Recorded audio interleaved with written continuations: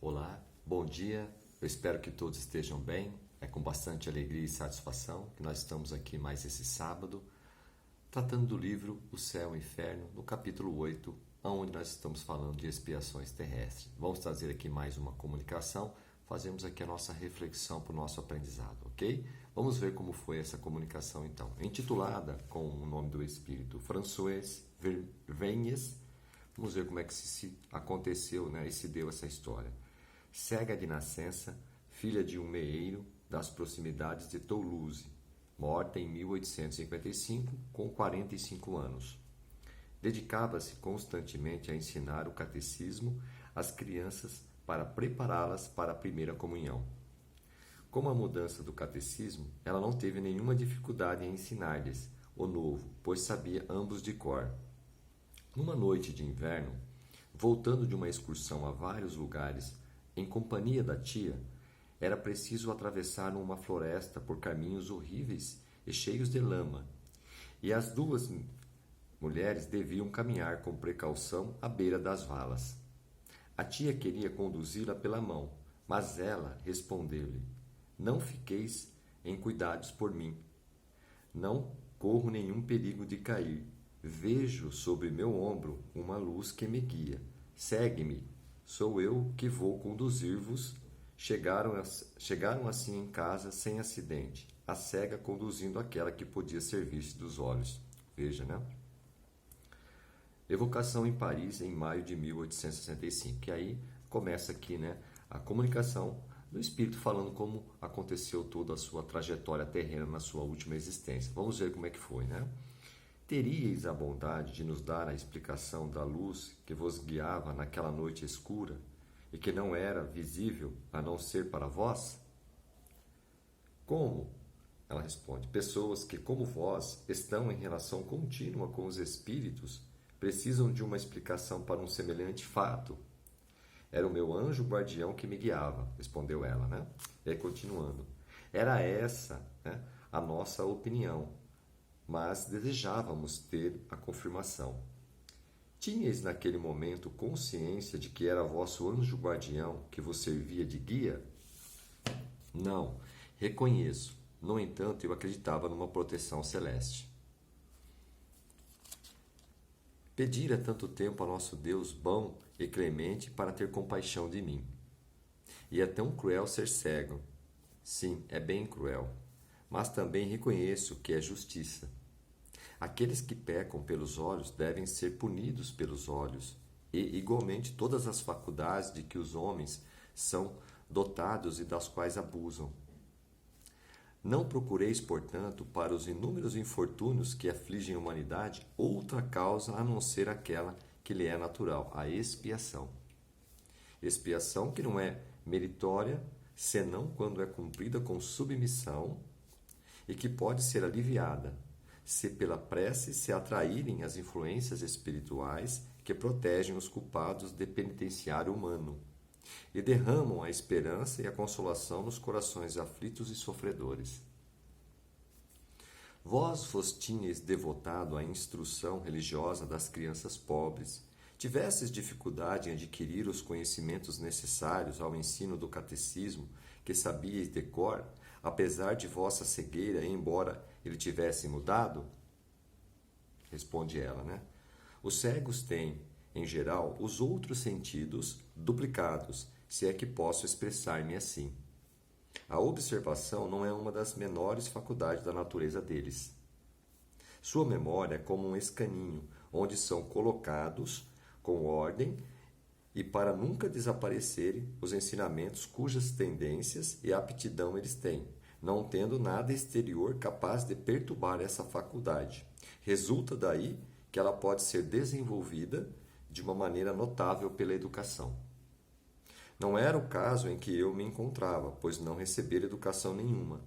Só posso agradecer ainda mais a Deus por ter permitido que ela fosse suficiente para me permitir cumprir minha missão junto a essas crianças. Era ao mesmo tempo uma reparação pelo mau exemplo que eu lhes dera na minha existência anterior. Tudo é assunto sério para os espíritas, basta-lhes olhar em torno deles. e isso lhes seria mais útil do que deixarem enganar-se pelas sutilezas filosóficas de certos espíritos que zombam deles, lisonjeando seu orgulho com frases de grande efeito, mas vazias de sentido. Olha, né, que reflexão profunda. Pela vossa linguagem, nós vos julgamos avançada intelectualmente, assim como vossa conduta na terra. É uma prova de vosso avanço moral. Ainda tenho muito a adquirir, responde ela. Mas há muitos na terra que passam por ignorantes porque sua inteligência está velada pela expiação, mas na morte esses véus caem. E esses pobres ignorantes são com frequência mais instruídos do que aqueles cujo desdém suscitaram. Acreditai-me, o orgulho é a pedra de toque pela qual se reconhece os homens. Todos aqueles cujo coração é acessível à lisonja ou que têm demasiada confiança em sua ciência estão no mau caminho. Em geral, não são sinceros. Desconfiai deles. Sede humildes como Cristo e carregai como Ele a vossa cruz com amor, a fim de terdes acesso ao reino dos céus. E aí ela termina a comunicação.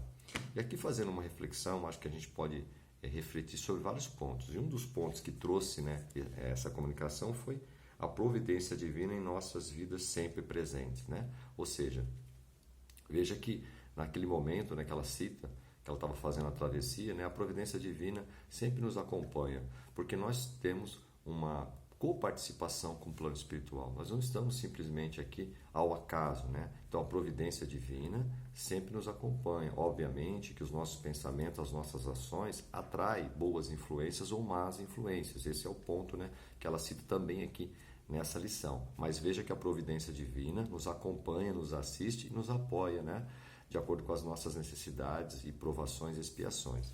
O outro ponto é a lei de causa e efeito, né? As reencarnações reparatórias, que ela também cita. A cegueira dela, como ela coloca, né, foi necessária porque em uma existência anterior, provavelmente isso foi ali uma situação que ocorreu que trouxe para ela, né, uma necessidade de, na próxima existência, fazer a reparação, como ela mesma cita, dessas crianças que ela estava ali ajudando, né, no catecismo. Então veja a importância, né, da lei de causa e efeito novamente aparecendo aqui para nós, né?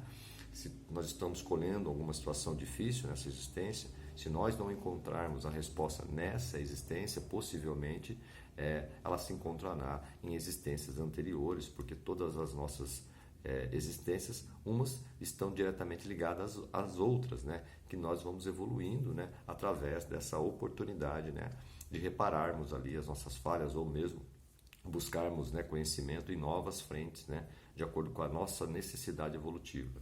Outro ponto que ela cita, a aceitação, submissão pelas expiações, é amenizada, né, pela equipe espiritual que nos assiste através das preces verdadeiras emanadas a eles para nos auxiliarem. Ou seja, diante das dificuldades, das provas e das expiações, como ela mesma cita naquele momento também que ela estava atravessando ali, que ela fala que ela via ali uma luz sobre o ombro dela.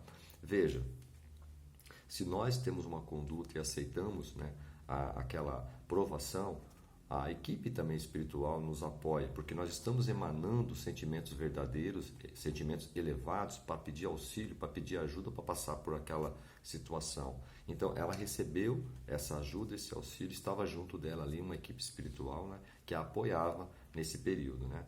E depois, no final, ela cita, né, também a questão do orgulho. Não sabemos tudo, né? Nós não sabemos tudo, né?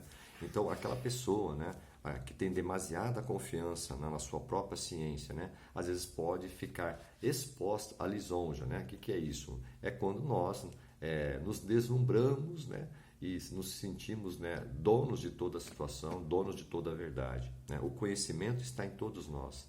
Então, o conhecimento ele é compartilhado por todos nós. Todos nós trazemos em si algo de bom, alguma virtude que pode ser compartilhada para o nosso próximo, para o nosso semelhante.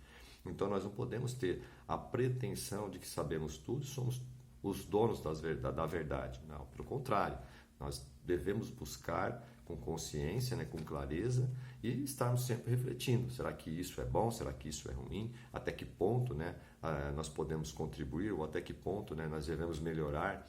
Porque as coisas, elas acontecem diariamente, constantemente, né? Então, o conhecimento está em todos nós. Então, nós temos que ter a humildade de reconhecer isso, né?